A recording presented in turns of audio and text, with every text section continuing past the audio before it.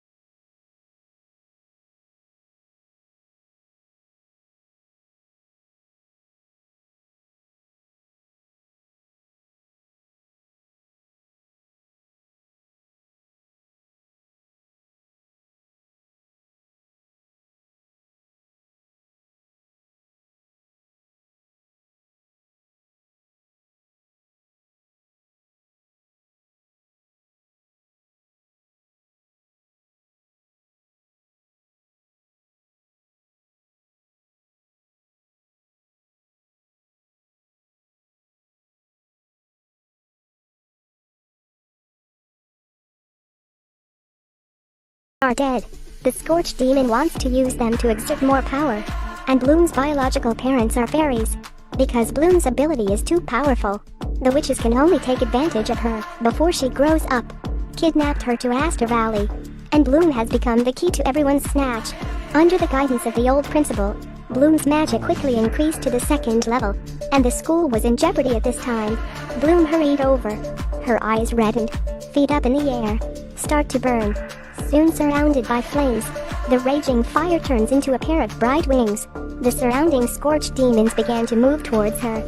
As soon as she reached out, she directly hit the demons to the ground.